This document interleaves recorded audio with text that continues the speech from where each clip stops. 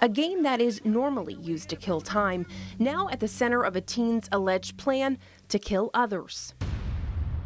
In February 2018, the Ellsworth Police Department in Ellsworth, Maine, was contacted by the FBI over some concerning threats made by 19-year-old Michael Allen, a student at Ellsworth High School. The FBI said they were contacted by a Finnish company, Supercell, which provided Michael's IP address and screenshots of what he said in Clash of Clans. Michael was planning to open fire at his school. We do not have the screen grabs that Supercell provided, but according to multiple news outlets, he said quite a bit. Like, ready to go to heaven after I end as many of your R-word kids as possible. He said he would shoot 30 if I am lucky. I'd at least get the resource officer and the R-words in the office. He also said that he would be the most notorious school in history. It's unknown if he made these statements to global chat or his clan, but we do know that he played on an iPad and that his in-game name was HPU357. Special Agent Raymond T. Gorgon arrived at Ellsworth Police Department shortly after, where they interviewed Michael,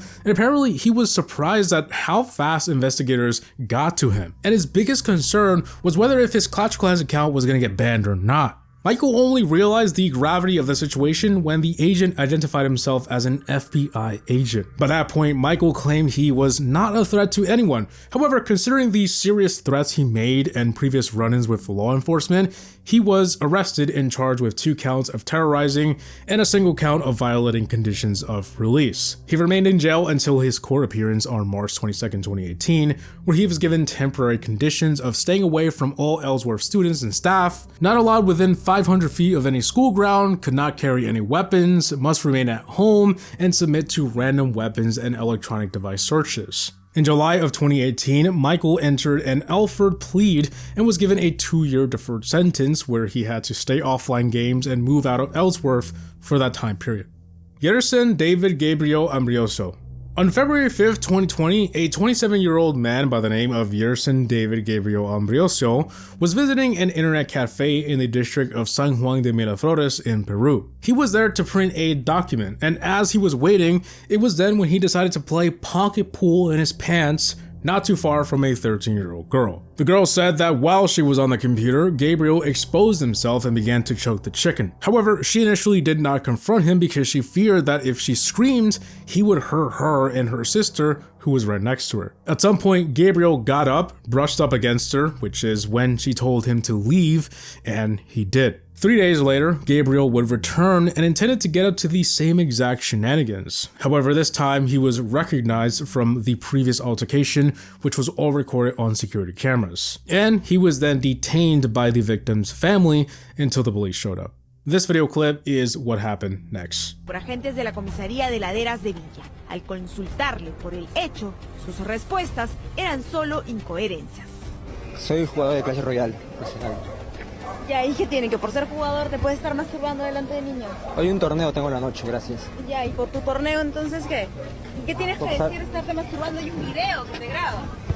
Yeah, Gabriel did not answer any of the questions. Instead, he chose to say he was a Clash Royale player and that he had a tournament to attend to later that day. Not really sure what that has to do with the situation, but he's got a tournament to attend, dude. At the police station, Gabriel allegedly tried to evade responsibility with a series of nonsensical answers. It's unknown what kind of charges he faced. It's also unknown if he was actually a competitive player or not, but one source I found says he did have a short career with a Peruvian esports team. But take it with a grain of salt.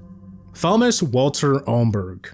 In May of 2016, 50-year-old Thomas Walter Almberg was arrested in Norfolk, Virginia, due to his online activity. See, earlier that year in January, Thomas was looking for hot local singles in Clash of Clans, which is where he met a 15-year-old boy from Michigan who was pretending to be a 16-year-old girl. The two started to chat, Thomas referring to himself as Tom Bob, which was on his license plate of his truck. Eventually, the conversation went to other messaging platforms where the two exchanged over 8,000 text messages from January 2016 to that March. These text messages mostly happened when Thomas was on duty at his fire station. The conversations eventually turned sexual, including images being exchanged and requested by Thomas. Thomas would get up to the same shenanigans that April with a 16-year-old girl. In May of the same year, Thomas traveled to the victim's workplace at a restaurant in Elizabeth City, North Carolina. But after she declined to do the nasty,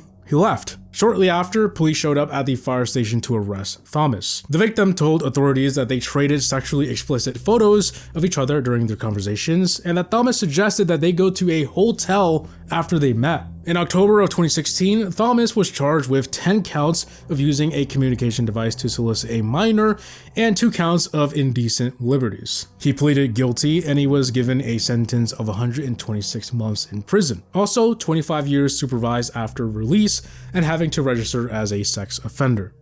James David Durr.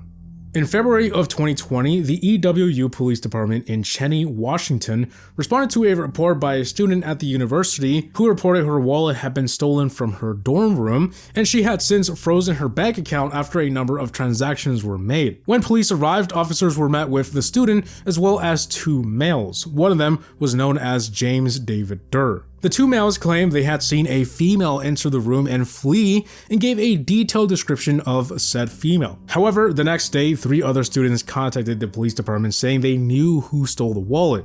The 2 males. It was then when James admitted to stealing the wallet and also confessed he lied about the female he saw going into the room to steal said wallet. James also admitted that he discovered the wallet in the locker room earlier that year and that he had put her card information into his PayPal, which he used to make in-app purchases in Clash of Clans. I wish I was making that up. Clash of Clans, out of all things. Following this, James was arrested and charged with 4 counts of identity theft, 1 count of making a false statement, and 1 count of other theft. However, he was released in March of that year. James and the other male student were removed from the football team and were put through an academic disciplinary process at the school. David John Tellis. Likely the most well-known of these cases is that of David John Tellis, who was a then 38-year-old working as a carpet installer. In 2014, he was playing Clash of Clans posing as a 14-year-old boy named Austin when he met a 14-year-old girl, likely through Google Chat. The 2 eventually became boyfriend and girlfriend, and like almost all these cases, communication continued outside of Clash of Clans. At some point in this relationship, David would reveal the truth to the victim, his real name, that he was in his late 30s, and that he was a widowed father of 2. From there, David acquired a passport, bought a $1,600 plane ticket, and traveled 6,000 miles from California to the UK to meet her. Once there, he went to the victim's house, helped her sneak out of her bedroom window in the middle of the night with clothes and her passport, and they stayed the night at a hotel, which is where David assaulted her several times between the 2 days her parents were looking for her. Eventually, she was found and David was arrested. When found, police noticed that the victim was wearing an engagement ring and discovered that David had plans to move to Scotland with her and get married. The victim also said, "I thought we would be going to stay at some random hotel and he was going to drop me off in the morning. I thought we were just going to talk, but he didn't have the same idea." David spent almost 2 years in jail in the UK, and in 2016 he was deported back to the US. In 2019, after a 2-week trial, then 43-year-old David was sentenced to 25 years in prison with a 15-year supervised release and must register as a sex offender upon release. Global chat threat.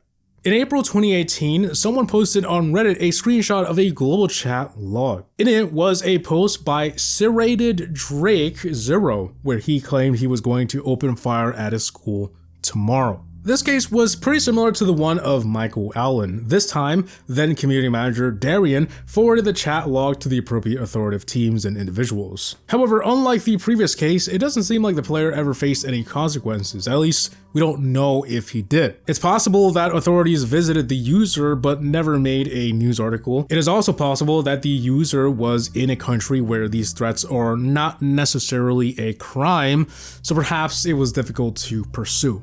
Christian Scribben.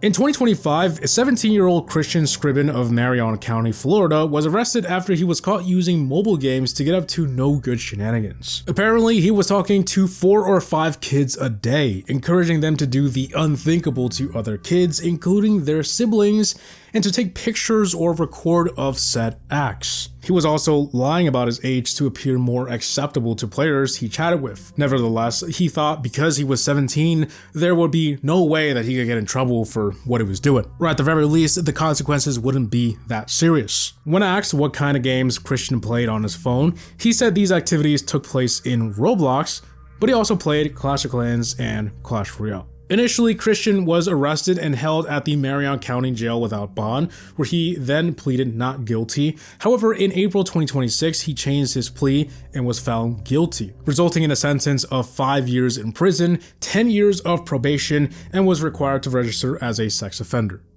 Bernard Chong.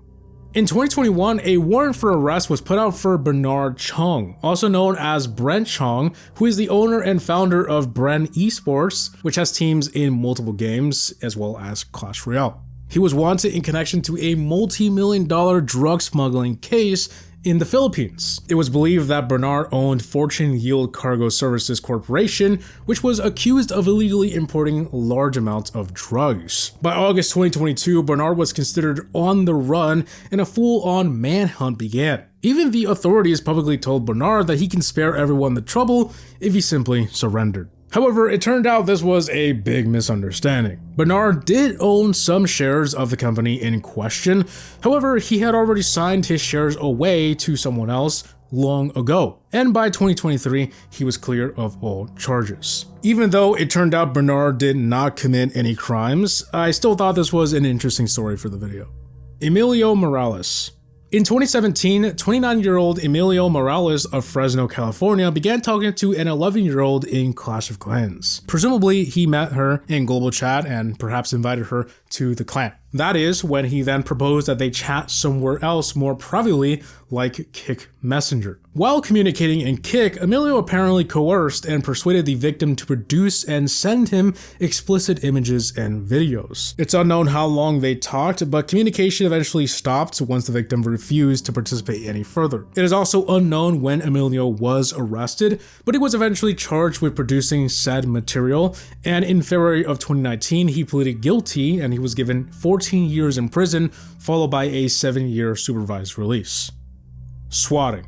Alright, it's unknown if this last crime was committed by a Clash player. However, the original idea for this video was crimes tied to Clash in some way or another, and I thought this was a fitting story. So in February 2015, Joshua Peters, also known online as Koopa Troopa 787, was live streaming some good old RuneScape and Clash of Clans. Joshua had noise cancelling headphones on, so he couldn't really hear his surroundings, but he did hear his mother calling out to him that the police were here. Joshua then exits the view of the camera and he sees 10 officers with ARs pointing at his family, including his little brother. Joshua was being swatted, which is when the police are called to a specific location claiming there is a horrific event happening, such as a hostage situation. The Minnesota St. Cloud Police Department said they had received a call that someone had shot their roommate and now they were pointing a gun at them. Police also said they heard 2 gunshots before the call ended. The person who initiated the swatting was never caught.